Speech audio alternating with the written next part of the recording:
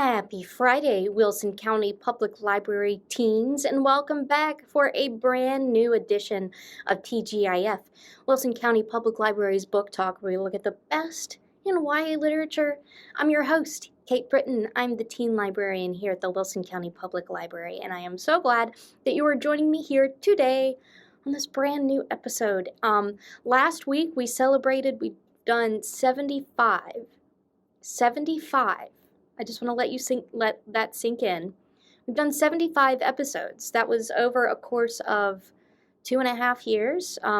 What started during the pandemic as a way to connect with all of you and give you some kind of entertainment or just, time to talk and I don't know, but just to keep up with you and to help kind of keep things going during the pandemic has turned into this. And it's pretty great. And if you didn't watch, if you hadn't watched and you didn't already, you didn't keep watching us, we do this for you guys. We do it for y'all. And so I'm glad that it's been going on this long, and here's to 75 more. Or more. You never know. Anyway, so today, brand new episode. It is October. We are coming up on Halloween. It is spooky season. Ooh, spooky season. And while I know some of you are probably watching Hocus Pocus 2 and all that kind of stuff right now, I applaud you. But today we are going to talk about a spooky story that is actually based on Japanese folklore. So, of course, during Halloween, we always focus on kind of the traditional Halloween witches and ghosts and goblins and ghouls and, other alliterative things.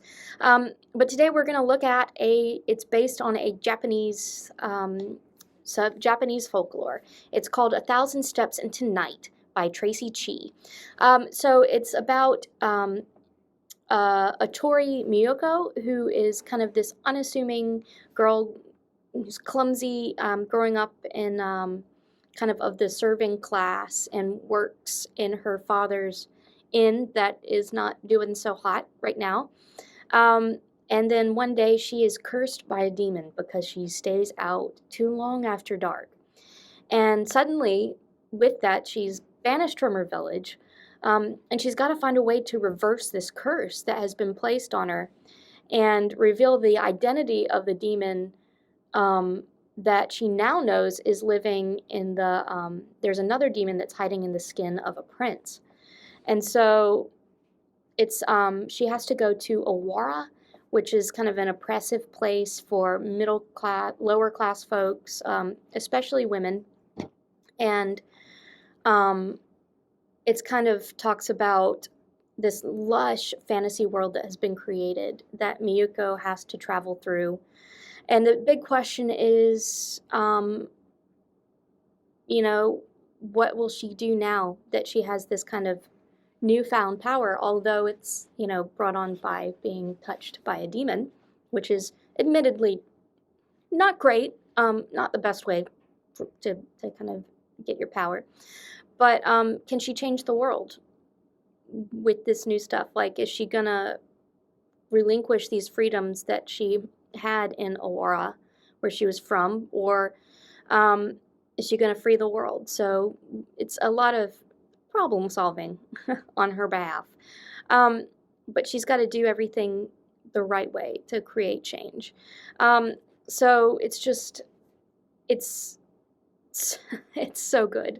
And I love whenever we can kind of embrace different cultures, different identities. Because like I said, a lot of the stuff that we learn about and read about is of our own culture, and it's nice to kind of strike out and learn a little bit about different cultures. And, in this place, where gods and monsters and humans all exist side by side, and,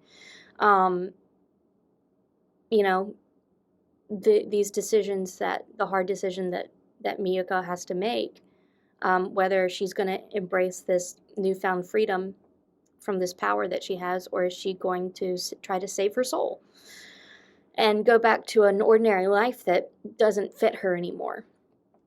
So, if you are looking for a, fantastic book where the supernatural and the human worlds collide in a grand fashion, then check out A Thousand Steps Into Night by Traci Chee. We do have it at the library. As always, I would never talk about a book that we didn't have. That would just be cruel. So I'm not going to do that to you today. I'm not going to start now.